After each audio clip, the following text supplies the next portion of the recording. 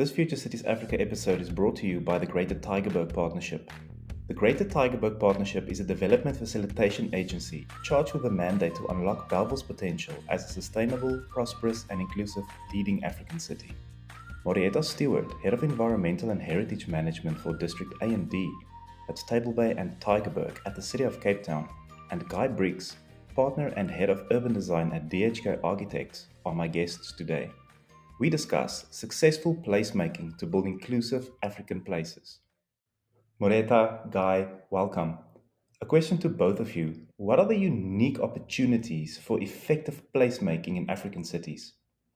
Placemaking is a value driven, intangible aspect of experiencing a place and space. So it's hard to pin down and engineer. And an African city, when I think about it and experience it, it's a place of transience, it's a place of making and creating. It's ever changing and it's growing. And Bellville is one of those places for me.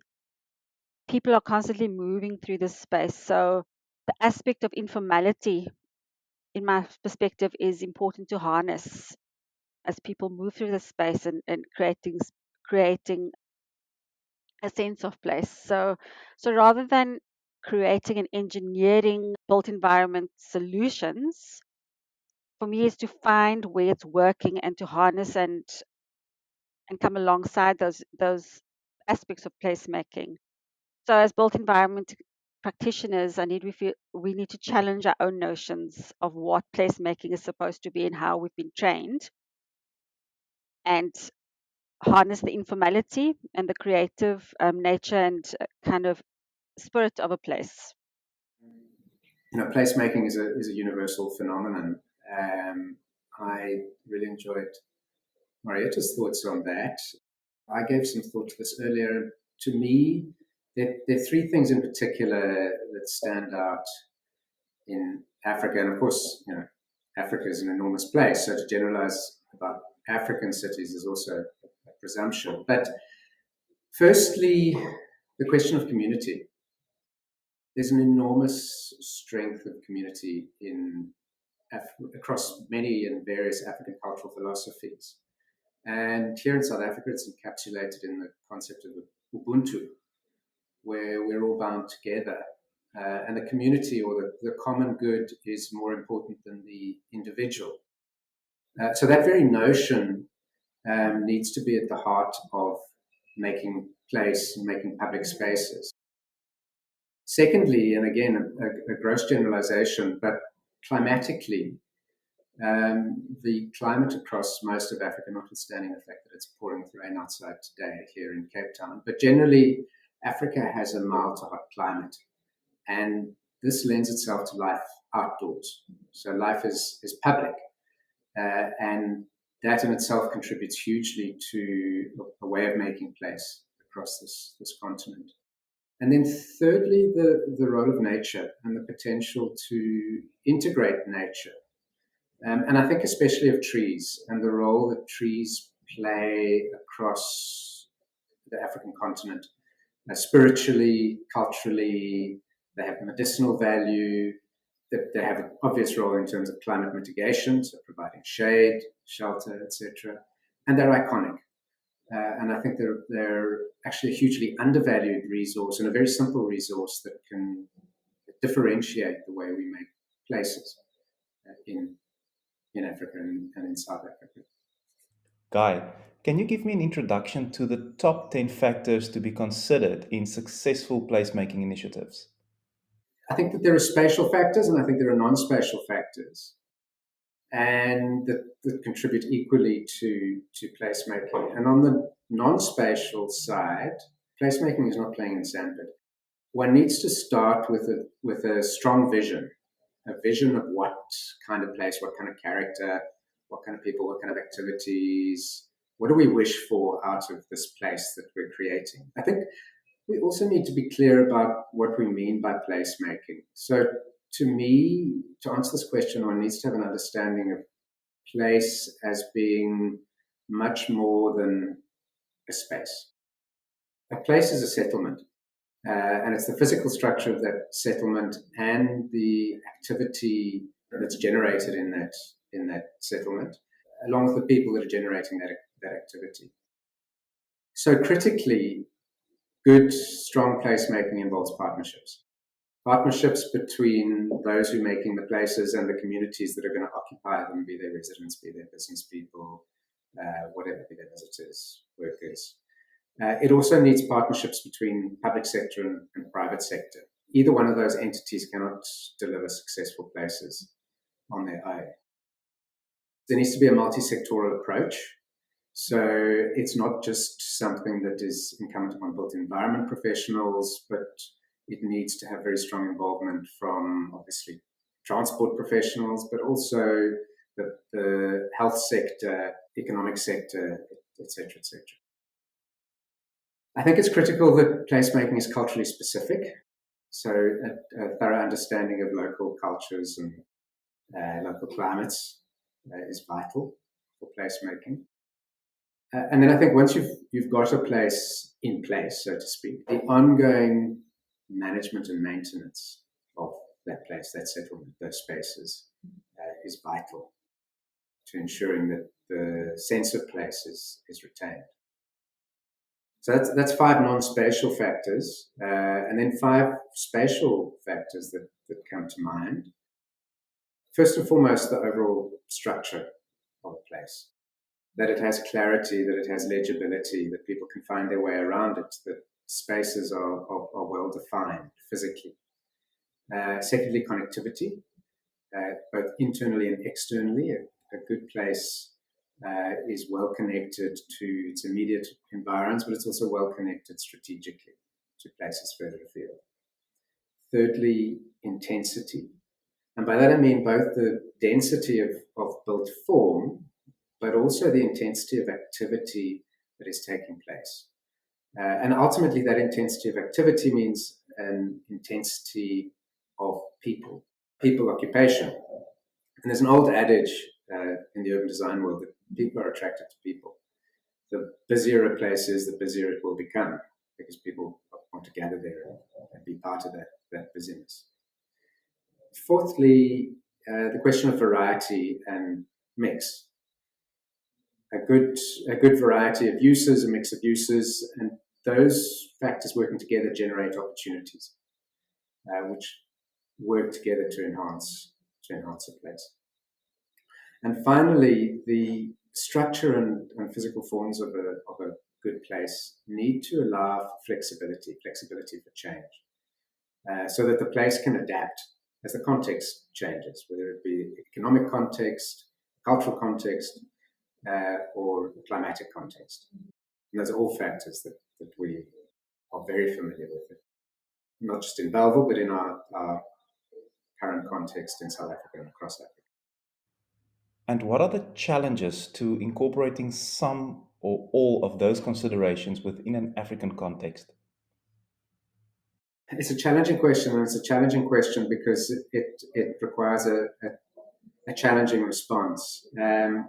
I didn't give a lot of thought to this because I didn't have to, because what immediately springs to mind when one thinks of the African context and making good and successful places in Africa is fundamentally weak governance. And the weak governance, whether it's manifested in terms of corruption, whether it's manifested in terms of a kind of don't care attitude, paternalism, or simply in terms of limited resources, lack of financial resources, lack of human capacity to deliver. That function, weak governance, ultimately undermines many of the notions I was talking about earlier. The question of partnership, the role of vision, and vision is delivered through leadership. Many of those are utterly undermined by weak governance. So the places that really work in Africa are often places that are organically delivered. But they very often have many weaknesses to them. And those weaknesses are derived from the fact that there's a lack of partnership, there's a lack of leadership, there's a lack of vision. And that leads to short-term and long-term problems. We're not immune from that in South Africa. I think our structures are far more resilient than they are in many other countries across Africa. But we do, I think it's anyone who reads the news would recognize that we do have some of those problems. Guy, how do you preserve a place's authentic character alongside the introduction of new placemaking interventions? So the question of character, firstly, we need to recognize what that character is that gives the place its authenticity. And I think very often when people think about character, certainly built environment professionals think about character, we think about physical structures, the buildings, the spaces and places. But we forget that character is created by both tangible and intangible assets. It's not just the buildings and spaces. It's fundamentally around the community and social networks and the activities that are generated by those. And that's in the present. But of course, it is also about the social history of a place and the social history of its spaces. And I think that, we've seen recent evidence of a failure to understand that in the whole debacle around the River Club development that's now been stopped by court interdict because of a failure to properly address the question of character and heritage and whose heritage is it, etc., etc., etc. And we neglect those aspects at our peril. Too often we run roughshod over and are myopic about how broad character is and how different multicultural societies as we inhabit, how there are many, many different interpretations of character. And all of those have equal value and need to be recognized and understood. Guy, final question for now. What are the main priorities for successful placemaking interventions in Bellville today? So this question, I think, leads on very neatly from the previous question, because to start to get to grips with the priorities in Bellville, I think we need to understand Bellville's past, its present, and its future. Bellville's past its written history is relatively short, and it is inevitably dominated by an Afrikaner nationalist or apartheid legacy. And much of its built environment was certainly delivered in that era. And so it begs the question, how does one preserve those cultural artifacts intelligently and sensitively? And at the same time, how do you recognize and represent the history of those who were oppressed by that system, by those cultural artifacts? In terms of the present, it's currently a culturally diverse and bustling environment. And I think that public space interventions right now in Bellville need to balance a whole bunch of different competing or complementing needs and activities. On the one hand, there are the various different immigrant communities, ranging from Somalis to Ethiopians, as well as others that have come in the past and are still coming in. One needs to balance the needs of formal and informal businesses, and of course the overlapping uses of transport, trading, servicing, etc., etc. Looking to the future, the Bellville Future City Master Plan has presented a vision of Bellville as a high-density living and working environment, a majorly dense settlement within the broader Cape Town metro. And in that master plan, the core central area, the current CBD, will become a pedestrian environment supported by a strategic public transport infrastructure. So I think placemaking initiatives in Bellville now need to recognize the past with all its difficulties. They need to cater for the current needs, and they need to provide direction for Bellville's future. Maurietta, how important is heritage in creating inclusive spaces, particularly in places where heritage and memory are contested? I believe heritage is very important in creating inclusive spaces. Heritage is also a very complex animal. It's not a straightforward concept to understand, and not everyone understands it in the same way. Heritage is often interpreted differently by different groups in society and understood completely differently. It's contested, it is misunderstood, sometimes it's construed and used for certain agendas, it's used for political agendas, it's used for activists, and in different parts of society will use heritage in particular ways. But heritage is also deeply part of one's identity. And I think when I think of heritage, I think about inheritance. So for me, inheritance, it's a tangible something and it's intangible. It has value for me in many ways. And what drives me in heritage practice is that idea of inheritance is that we are building a future. We are making meaning from what happened in the past. We are bringing that story into the present, whilst more heritage is being made. And some are trying to figure out what we are going to leave behind for our future, for the future generations, and for the youth who are using those spaces. What is it going to mean? What are we leaving behind? What legacy am I leaving behind? So, how does one take that kind of complex thinking around heritage and use it for inclusion in spaces? I think we shouldn't get too bogged down about what story we're telling too much. I think heritage should be used as a provocation. It should be used as a catalyst for engaging. It should be in the public realm. We need to move away from our static ideas of what heritage should be and what it looks like, moving away from the man on a horse and the beautiful architecture and building, especially in places like Bellville, where we have all these different, like a melting pot of all these cultures and different heritages from different parts of Africa that's kind of mixing, and new heritage is being made all the time. But we have this memory of the past. So it's extremely hard to bring that, as Guy said, the Afrikaner kind of heritage of the past, which still has value for certain people. How do we tell that story? We can't erase it. It's still valuable to some, and it can provide platforms for understanding whilst creating this new heritage. So I think it's important to deal with it face head on. It's important to confront heritage of the past and confront the current heritage being created and produced in the public realm. I think it shouldn't be held within monumental spaces and buildings. It should be engaged with. And that's where the inclusion comes in.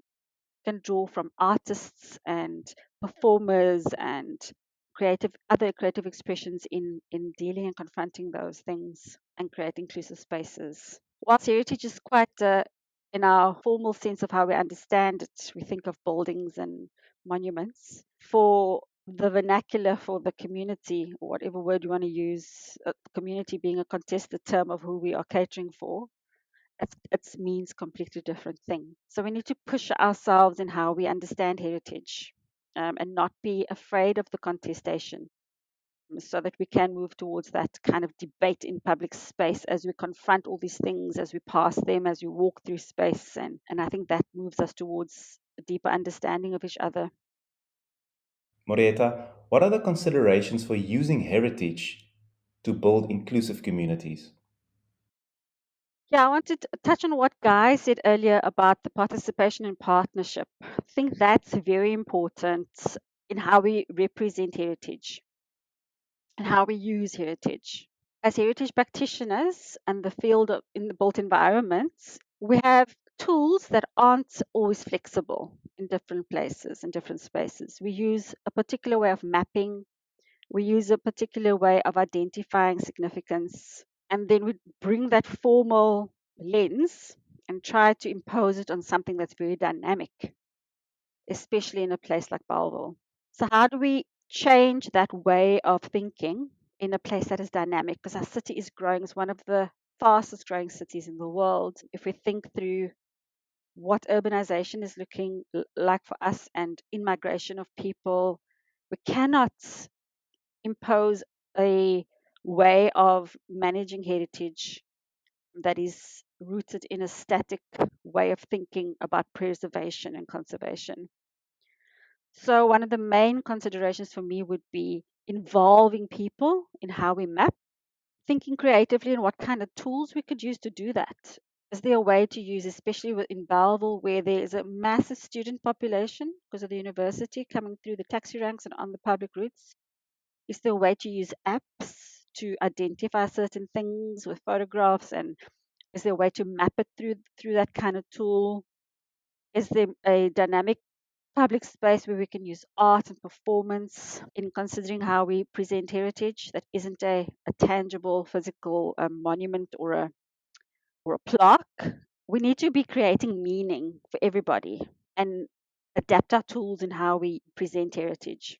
I'm very intrigued by the idea of everyday heritage in building inclusive communities is the idea that heritage is made and there are practices that people are nurturing that are becoming ritual, that is becoming living heritage, that is growing and changing.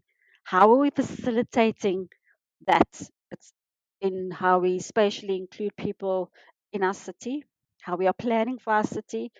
Are we removing people from the ability to practice their heritage as they go through their daily lives by spatially separating them? Or are we providing those inclusive spaces where heritage can be made and build community and build social cohesion? So that's the kinds of things I would consider in building an inclusive community through using heritage. And what are the specific opportunities for heritage-linked placemaking in Bellville? So Bellville is one of those places where I haven't dived in and experienced fully, but I've read about it, I've passed through it, I've spent minimal time in it, but through reading about it, I think oral histories are going to become important in how we present those. We see, as Guy mentioned, these big monumental structures with spires going into the air that presents a particular, almost oppressive symbol for most of the people who are going to pass through there. How can we counter that thing, that object? I believe oral histories and involving more narratives in those spaces and around those spaces could help. So using those existing structures that have a particular meaning and try to kind of flip the narrative or create a new narrative on it. I'm very aware of the youth that are so ever present in Bellville. What contemporary ways, opportunities are there? I've been chatting to some people about the taxis are so ever present everywhere. Is there a way to use the taxi industry in the taxis using art, through music, through ways of engaging that system for opportunities to express this melting pot of all these things? Art, expression through public art could be one way. The open spaces especially, and I know there's a challenge around safety and creating safe spaces, but how can one leverage that beautiful central linking space along the river for this placemaking and using heritage through landscaping, through planting indigenous plants, through engaging children in creating a beautiful space with indigenous knowledge? I think it's just limitless in how we can think through that. But I think it's important to shift our perspective of heritage as being obstacles, as being inflexible, of being conservative and colonial, to being this dynamic thing that we are making. And I think we need to push that idea of heritage in a place like Bellville, in the city actually. We are living in an ever changing city and we need to be flexible in how we address and respond to heritage making. Guy, I saw you nodding and agreeing to the comments that Maurietta made. Do you have any thoughts to add to her insights?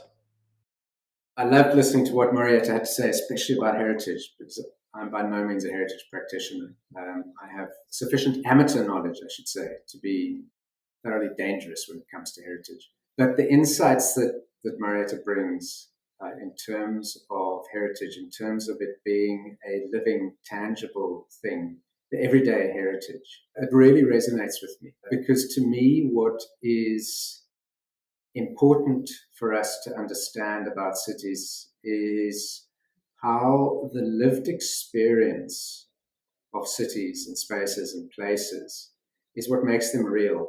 And it is the lived experience that is in so many ways similar, whether you in successful cities in Asia, in Africa, in Europe, in the Americas, the lived experience of day-to-day street life. You know, the little rituals, the trading, the sharing food, the exchanges, the conversations, and that creation of an everyday heritage. And of course, the everyday heritage of a street in Cairo is different to the everyday heritage of a street in Qatar. But there are very strong similarities, and it's the differences that make them culturally specific and contextually specific, and that ultimately become the thing that is the tangible heritage of a place. So I find those things far more interesting than, as Maurietta says, the bronze man on horseback or the spire reaching to the heavens. I mean, the Bellville architecture, the modernist architecture, I rather enjoy because it's quirky, but I enjoy it as an architect. And I don't have the visceral reaction to it that anybody would understandably have who has come from a past of oppression. I was myself excluded from that environment, but I was excluded on the basis of language and cultural identity and having a slightly different religion. But I wasn't excluded on the basis that I was supposedly other and supposedly inferior. And that, of course, is the dreadful legacy that for many people will long be associated with those buildings.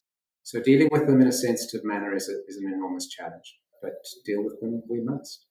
And Maurietta, do you have any closing thoughts? One of the things that resonated with me, the guy spoke about, was this interaction with nature, with the value of trees in a landscape. And it is so similar to what in heritage speak is a cultural landscape. Is that as people, we leave an imprint on the landscape we inhabit, but in doing so, we are creating like a genus loci, we are creating a particular character of place. And that cultural landscape quality is probably more of the intangible part, but it is what speaks a bit more to the intangibility, the intangible value of a place that people connect with. It's visual, it is experiential in how we feel when we're in the place, and it's a sensorial kind of experience that makes us create this picture and identity of place. So cultural landscape qualities of Bellville is important to consider when we create this narrative of heritage of it. Maurietta, Guy, thank you very much for these great insights.